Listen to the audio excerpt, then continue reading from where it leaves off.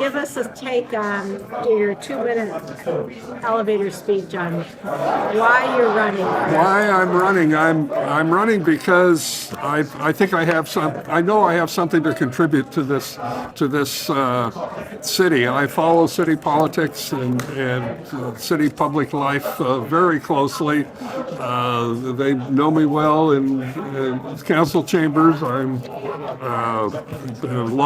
long since lost count of the number of meetings that I've attended there. I was on the planning board for 3.5 years, appointed by Mayor Erling, and when my term expired last December, the current mayor declined to reappoint me. So I had to find something else to do if I'm going to if I'm going to continue to be of service to my community. I was actually looking forward to the work that is in front of the city and the planning board now with the new comprehensive plan. Under the growth management regime that the state imposes, as well they should, we have to absorb a certain level of population growth, or the expectation of population growth, and where we do that, how we do that, is so important to affecting the future of our city. The legislature passed these bills that appear to mandate that we allow multifamily development in most of our single-family neighborhoods. And there's a lot of them, frankly, that are not equipped to accommodate that level of redevelopment because they don't have the infrastructure. The street that I live on, 242nd Street Southwest, it's an old 2-lane county road with no shoulders, no curbs, no sidewalks, and open ditch drainage. It's barely adequate for the little houses built along there in the 50s and 60s. It was developed under county standards before incorporation. It doesn't have the infrastructure to develop to absorb a row of multiplexes. I'm going to stop you because your 2 minutes is up. Oh, yes, keep And me. maybe you can address some of your thoughts in the question and answer Sure, time. sure. So just do other, yeah. Oh, Roger, I'm Richard below you. Edmonds, and we've talked. We've met, yeah. Roger, I don't know why I'm reading more local news than national. And I asked one of the other candidates this. Is there any way to have harmony within the city council and that the citizens, when they read about it, have more trust in their local government? Harmony on the city council. That's exactly what I want to be a part of. I can get along with anybody. I don't care what your politics are. If you care about this town and you have a reasonable understanding of what's truth and what's fiction. I do have a problem with some people at the national level on issues like that, but I don't have to deal with them.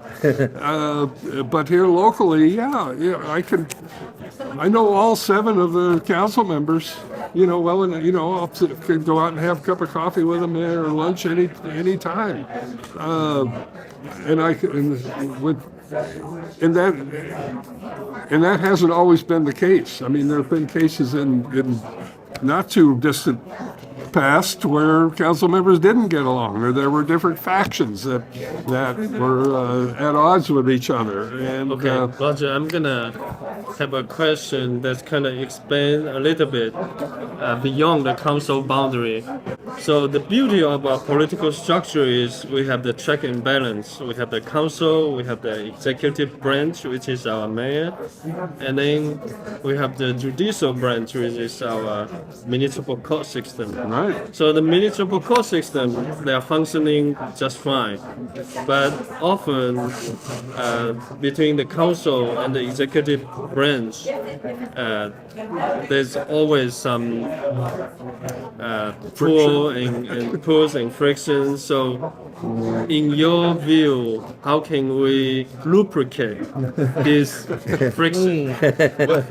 Well, Good question. the first thing we could do And I'm running for city council. I'm not running for mayor, but I have opinions on the mayor's office and role, and I think that lubrication could be improved with a new mayor, a new chief executive for our city. I don't think the current incumbent has done well. Number one, you got to be able to talk to each other. The mayor has to have an open door for city council members, and this current mayor has his communications challenged. So what if you won again? All right, what strategy, I will follow up on what Will said, what strategies would you have on council if you had a contentious situation at your fingertips and you didn't, you didn't have any control over that? You do the best you can with what you've got. I mean, if the mayor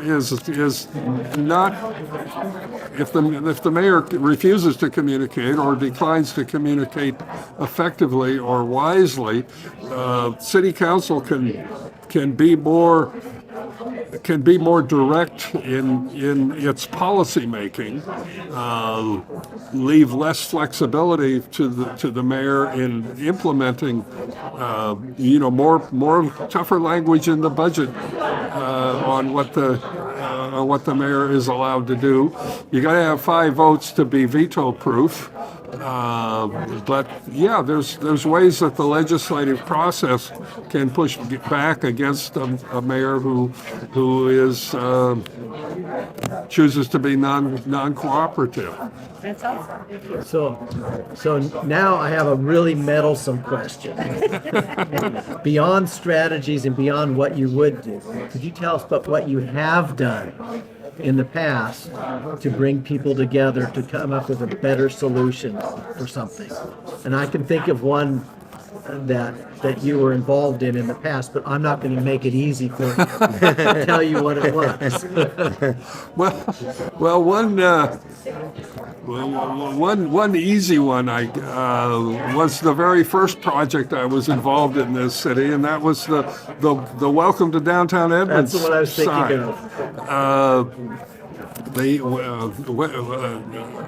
were new to the city, and I'd ride by on the bus or in the car, and I'd see this very dilapidated sign from the '60s, I guess, and thinking, well, gee, that doesn't present very well for downtown Edmonds. What can we do to?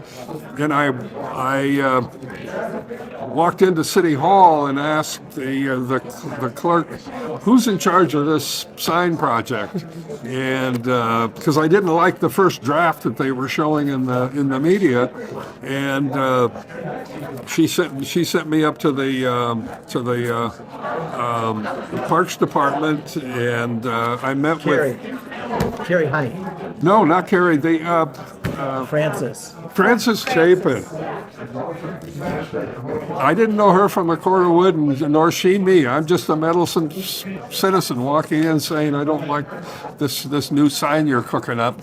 And she talks to me there for 35 minutes, clears her desk, totally engaged, totally receptive to what I was saying.